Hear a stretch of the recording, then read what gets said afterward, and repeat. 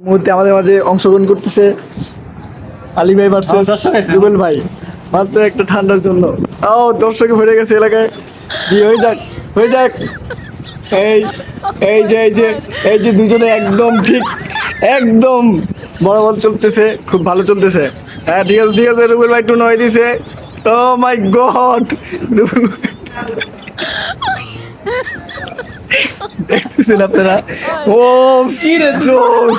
রুবেল ভাই, এত প্রেশার রুবেল ভাই খুব ভাবতেছে। দেখা যাক কে পারে। ওই কালিমের ঘাম বের হয়ে গেছে, রুবেল ভাই দিকে ঘাম টপটপে পড়তেছে।